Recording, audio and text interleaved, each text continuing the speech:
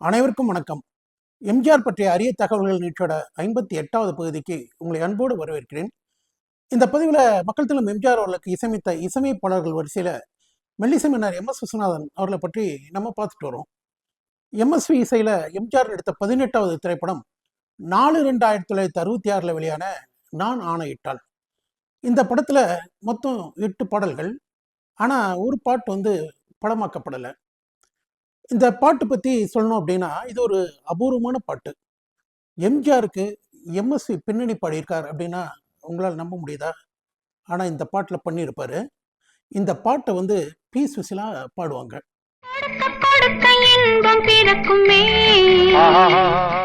நானானிட்டால் படத்தில் சரோஜாதேவி பாடுவாங்க. எம்ஜிஆர் ஹம்மிங் கொடுப்பார். இந்த ஐடியாவில் தான் பாட்டை ரெக்கார்ட் பண்ணுறாங்க. சரோஜாதேவிக்கு பி சுசிலா பாடியிருப்பாங்க. எம்ஜிஆருக்கு மெல்லிசை மன்னர் எம்.எஸ். விஸ்வநாதன் ஹம்மிங் கொடுத்திருப்பாரு. மக்கள் திலகம் எம்ஜிஆருக்கு எம்எஸ்வி பாடிய ஒரே பாட்டுங்கிற பெருமையும் இந்த பாட்டுக்கு உண்டு.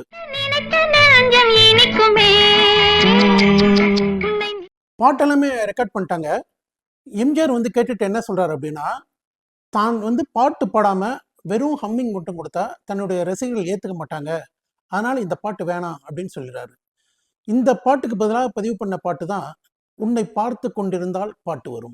பார்த்து கொண்டிருந்தால் பாட்டு வரும், அதை கவிஞர் வாலி இந்த பாட்டை எழுதியிருப்பாரு.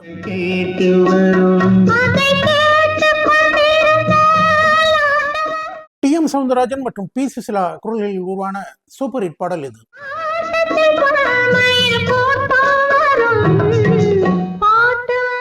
நானானிட்டால் படம் தெய்வத்தாய் படத்துக்கு பிறகு சத்யா மூவிஸ் தயாரித்த 2வது திரைப்படம். இந்த படத்தை பொங்கலுக்கு ரிலீஸ் பண்ண ஆர்.எம். வீரப்பன் பிளான் பண்ணிட்டு இருக்காரு. அதே நேரம் ஏவிஎம் அன்பேவா படத்தை பொங்கலுக்கு ரிலீஸ் பண்ணணும்னு ஆசைப்படுறாங்க. தங்களோட ஆசையை எம்ஜிஆர்கிட்ட சொல்றாங்க. எம்ஜிஆர் போய் ஆர்.எம். வீட்டை பேசி கொஞ்சம் டேட்டை தள்ளி வைக்க முடியுமா அப்படின்னு கேட்குறாரு. அன்பேவா பொங்கலுக்கு ரிலீஸ் ஆகுது.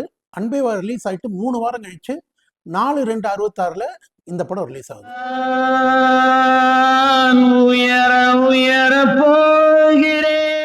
போதை தலைக்கேறின மாதிரி பாடுறதுல டிஎம்எஸ்க்கு இணை டிஎம்எஸ் தான்.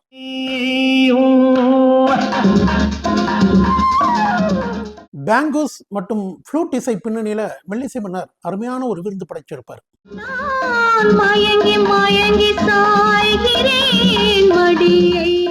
நானானிட்டால் படத்தில் இடம்பெற்ற இன்னொரு அருமையான பாடல் நல்ல வேளை நான் பிழைத்துக் கொண்டேன். நல்ல வேளை நான் பிழைத்துக் கொண்டேன். எம்ஜிஆர் சரோஜாதேவி 2 பேரோட காஸ்டியூம்ஸும் அவ்வளவு அழகா இருக்கும். நல்ல வாழ்வை கவிஞர் வாலி இந்த பாட்டை எழுதியிருப்பார். அந்த வாழ்விலே உன்னையும் அழைத்துக் கொண்டேன். அடிமை பெண் படத்தை எம்ஜிஆர் 2 தடவை எடுத்தார். குண்டடி படுறதுக்கு முன்னால அவர் எடுத்த படத்தில் சரோஜாதேவி, ஜெயலலிதா, ரத்னா, கே.ஆர். விஜயா, நம்பியார் எல்லாருமே நடிச்சிருப்பாங்க. கே.ஆர். விஜயாவுக்கு ஜோடி நம்பியார். குண்டடி பட்ட பிறகு அது வரைக்கும் எடுத்த படத்தை அப்படியே தூக்கி போட்டுட்டு புதுசாக எடுத்தார். புதுசாக எடுக்கும்போது அந்த படத்தில் கே.ஆர். விஜயா, நம்பியார் இவங்கெல்லாம் யாருமே இல்லை. ஜெயலலிதாவுக்கு டபுள் ஆக்ட் கொடுத்துருப்பாரு. அந்த குண்டடி படுறதுக்கு முன்னால எடுத்த அடிமை பெண் படத்தோட விளம்பரம் நல்ல வேளை நான் பிழைத்துக் கொண்டேன். இந்த பாட்டுல அந்த மியூசிக் வரும்போது நடுவில் அந்த விளம்பரம் வரும்.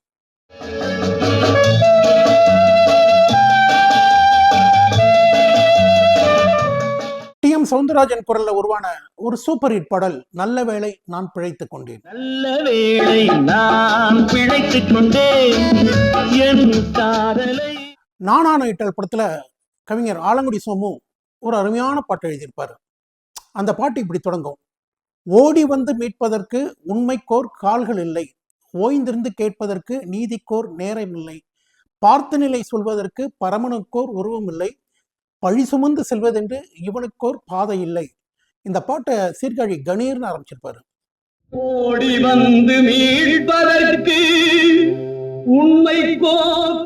சீர்காழி இந்த 4 வரிகளை பாடினோன்னு பி சுசிலாவோட குரல்ல அந்த பாட்டு தொடரும்.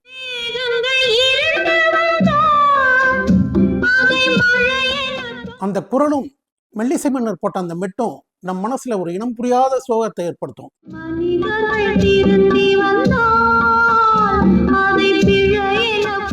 நானா நைட்டால் படத்துல கவிஞர் ஆலங்குடி சோமு இன்னொரு பாட்டு எழுதியிருப்பாரு.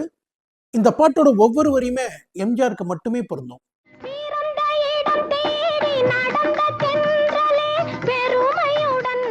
அன்பேவா படத்துல கவிஞர் வாலி உதயசூரியனின் பார்வையிலே உலகம் வீழ்த்துக் கொள்ளும் வேலையிலே எழுதின போது அந்த உதயசூரியன் வந்து புதிய சூரியன் மாறியதுனால இந்த பாட்டுல ஆலங்குடி சோமு என்ன பண்ணியிருப்பாருன்னா ரொம்ப உஷாரா புதிய சூரியன் முன்வரவு இந்த உலகம் யாவுமே உன்னோரவன்னு எழுதியிருப்பாரு.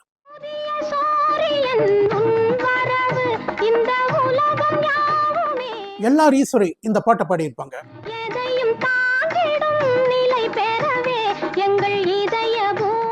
ஆலங்குடி சோமு, மெல்லிசை மன்னர் எம் எஸ் விஸ்வநாதன், எல்லார் ஈஸ்வரி இணைந்து கொடுத்த சூப்பர் ஹிட் சாங் இது.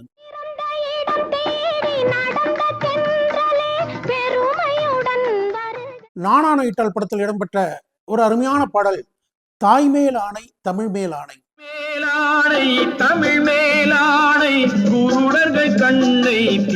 இந்த மாதிரி வரிகள் எல்லாம் எம்ஜிஆர் பாடினாதான் ரசிகர்கள் ஏற்றுக்கொள்வார்கள். தலை போனாலும் தீமைகள் நடப்பதை தடுத்து எத்தனை காலம் மனிதன் வாழ்ந்தான் என்பது கேள்வி இல்லை, அவன் எப்படி வாழ்ந்தான் என்பதை உணர்ந்தால் வாழ்க்கையில் தோல்வி இல்லை. கவிஞர் வாலி எம்ஜிஆர் மனசுல வச்சு எழுதின வரிகள் எது? எத்தனை காலம் மனிதன் வாழ்ந்தான் என்பது கேள்வி. மனித வாழ்க்கைய மிக அழகா இந்த பாட்டுல சொல்லியிருப்பார். அவன் எப்படி வாழ்ந்தான் என்பதை உணர்ந்தால் வாழ்க்கையில் தோல்வி. ரசிகர்ல மிகவும் கவர்ந்த ஒரு கொள்கை பாடல் இது. தாய் மேலாடை தமிழ் மேலாடை குருடகை கண்ணை. மெல்லிசை மன்னர் எம் எஸ் விஸ்வநாதனோட இசையில எம்ஜிஆர் நடித்த 19வது திரைப்படம் 14/4/1966 வெளியான நாடோடி. 1000 ஒருவன் படத்தை தொடர்ந்து B.R. பந்துலு அவர்கள் எம்ஜிஆர் வைத்து எடுத்த 2வது படம் இந்த படம். இந்த படத்துல மொத்தம் 10 பாடல்கள். இதுல ஒரு பாடல் வந்து படமாக்கப்படலை. முதல்ல அந்த பாட்டு என்ன அப்படிங்கிறத பார்க்கலாம். கண்களினால் காண்பதெல்லாம் மனதினிலே பார்த்து விட்டேன்.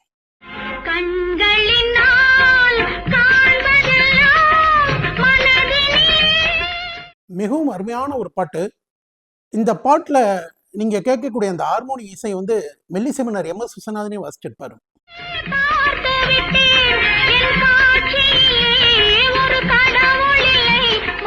இந்த பாட்டோட இன்னொரு சிறப்பம்சம் என்ன அப்படின்னா, ஃபுல் பாட்டையுமே பி சுசிலா தான் பாடுவாங்க. அவங்க பாடி முடிக்கும்போது டிஎம்எஸ் வந்து ஹம்மிங்கோட முடிப்பார்.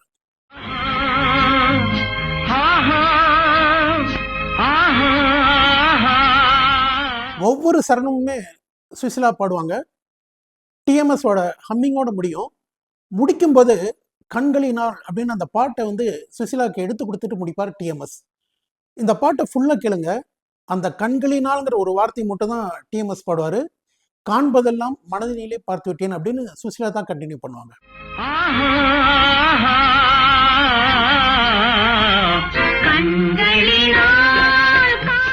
பாட்டோட தொடக்கத்தில் வரக்கூடிய அந்த ஹார்மோனிய இசை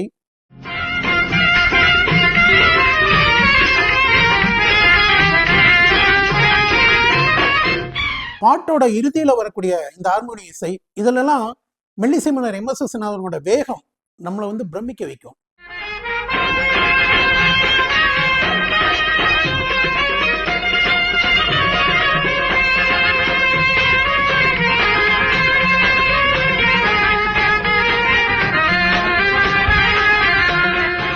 என்ன காரணம்னு தெரியல, இந்த அருமையான பாட்டு வந்து நாடோடி படத்துல இடம்பெறல.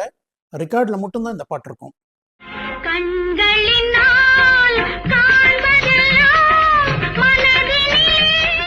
கவிஞர் கண்ணதாசன் பெரும்பாலும் தன்னோட அனுபவங்களை தான் பாட்டா கொடுப்பாரு.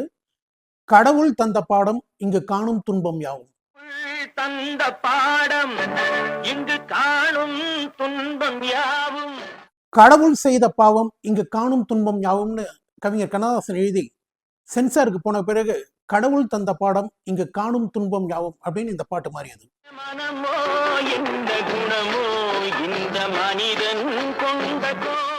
கவிஞர் கண்ணதாசன் தன்னுடைய வாழ்க்கையில எத்தனையோ துரோகங்களை சந்திச்சிருக்காரு, எத்தனையோ துரோகிகளை பார்த்திருக்காரு. அந்த அனுபவங்கள்லாம் இந்த பாட்டுல வரும். நண்பர்கள் பகைவர்கள் யார் என்றும் நல்லவர் கெட்டவர் யார் என்றும் பழகும் போதும் தெரிவதில்லை பாழாய் போன இந்த பூமியிலே முகத்துக்கு நேரே சிரிப்பவர் கண்கள் முதுகுக்கு பின்னால் சீரும் முகஸ்துதி பேசும் வளையும் குழையும் காரியமானதும் மாறும்.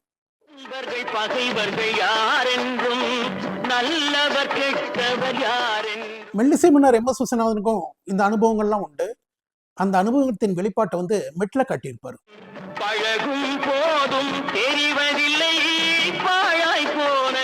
அந்த அனுபவத்துக்கு தன்னோட குரல் மூலமா உயிர் விட்டிருப்பார் டி.எம். சௌந்தரராஜன்.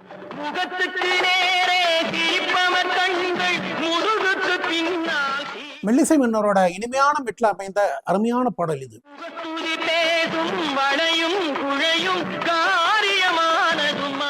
இந்த பதிவுல எம்.எஸ். விஸ்வநாதன் இசையமைத்த ஒரு சில எம்ஜிஆர் பாடல்களை பார்த்தோம். நாடோடி படத்துல இன்னும் அருமையான பல பாடல்கள் உண்டு. அதை வரும் பதிவுல பார்ப்போம். நன்றி, வணக்கம்.